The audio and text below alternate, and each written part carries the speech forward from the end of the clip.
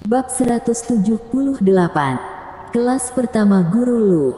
Sekitar 5 menit kemudian, Louis Lu kembali ke ruang kelas, dan pria berkepala landak sudah pergi. Dia sangat malu sekarang, bagaimana mungkin dia masih betah untuk tinggal di kelas ini lagi. Louis Lu menunggu sebentar. Para siswa memasuki ruang kelas dan duduk satu demi satu setelah memastikan tidak ada bau di dalam kelas. Namun, tidak ada yang berani menginjakkan kaki di area sekitar kepala landak berdiri tadi. Apakah perlu sampai begitu? 2 atau 3 menit lagi berlalu, dan hampir semua siswa yang seharusnya kembali pun kembali. Ada sekitar 70% dari mereka, dan Louis Lu sangat puas dengan hasilnya. Mereka semua kembali secara sukarela.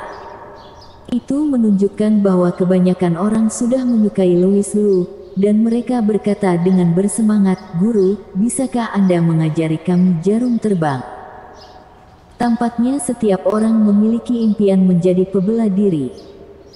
Louis Lu tersenyum dan menggelengkan kepalanya. Tidak semua orang bisa mempelajari jarum terbang, hanya mereka yang memiliki bakat dan ketampanan yang memiliki kesempatan untuk mempelajarinya. Yang pertama adalah prasyarat, dan yang terakhir adalah syarat wajib. Guru, kamu sangat narsis. Para siswa tertawa bersama, dan suasananya sangat bagus, dan mereka tidak merasa bosan seperti kelas biasanya. Ini adalah pesona pribadi Louis Lu. Lihat, seluruh podium seperti bersinar. Hebat. Karena semua orang berminat dalam akupuntur, Louis Lu secara alami memperluas topik ke akupuntur, dan memanggil seorang siswa perempuan dengan insomnia parah ke podium, mengatakan bahwa dia akan mendemonstrasikan akupuntur kepadanya secara langsung. Siswa itu berkata dengan ragu-ragu, "Guru, apakah kamu melakukan hal yang sama seperti yang teman sekelas barusan?"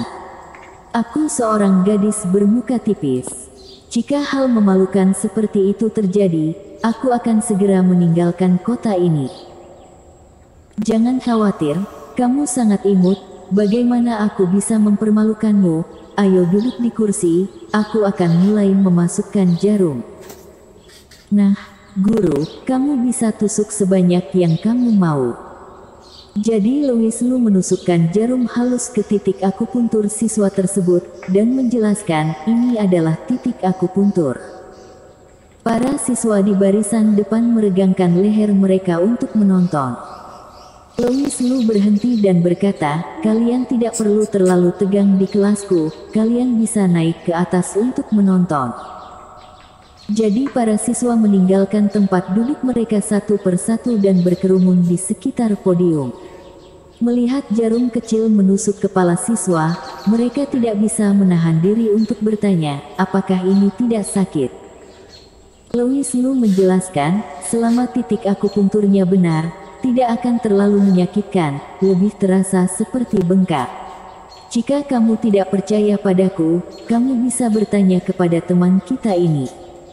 Apakah benar? Ya, benar.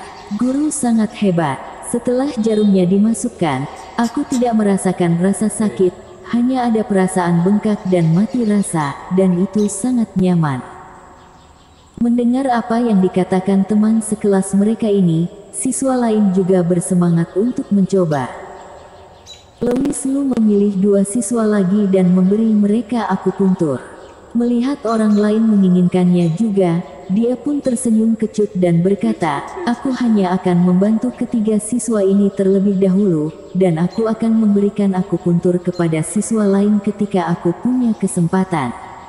Kalau tidak, waktunya tidak akan cukup dan aku sendiri tidak akan sanggup." Jika bukan karena ekspresi serius Louis Lu, para siswa ini pasti akan merasa kalau guru ini mesum. Akupuntur membutuhkan waktu tertentu agar efektif, jadi setelah memberikan 3 orang itu akupuntur, Louis Lu menjelaskan beberapa teori pengobatan tradisional, dan segera beberapa siswa bertanya, "Guru, kamu mengatakan bahwa pengobatan tradisional sangatlah hebat, kalau begitu bagaimana cara mengobati penyakit jantung?" Betul, ada juga MAH dan bronkitis. Obat apa yang harus digunakan untuk penyakit ini? Mereka tidak menanyakan pertanyaan ini dengan sengaja, tetapi karena penasaran. Louis Lu tersenyum dan berkata, sebenarnya, dalam pengobatan tradisional, penyakit seperti penyakit jantung, MAH, dan bronkitis sama sekali tidak ada. Ini adalah nama penyakit dalam pengobatan barat, sedangkan pengobatan tradisional dinamai menurut sindrom. Melihat ekspresi bingung para siswa, Louis Lu terus menjelaskan, ambil flu sebagai contoh.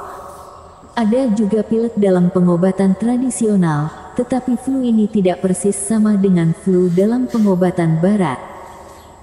Flu adalah nama penyakit tertentu dalam pengobatan barat, sedangkan flu dalam pengobatan tradisional adalah istilah umum, yang meliputi pilek, masuk angin, kepanasan dan kekurangan cairan.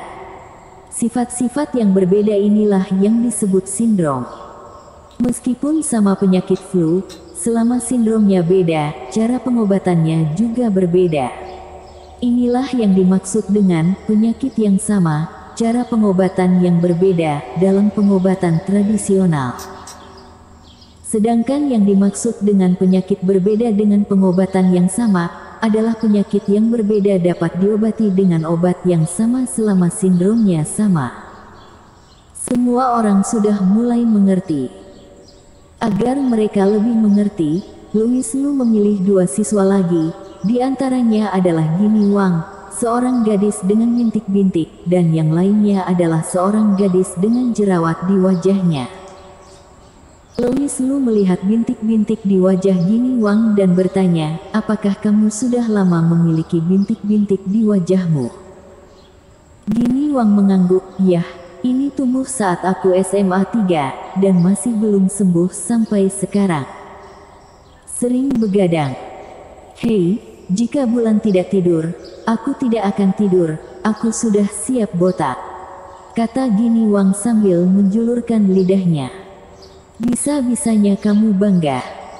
Louis Lu menepuk kepala kecilnya dan menjelaskan, bintik-bintik terbagi menjadi bawaan dan didapat saat tua.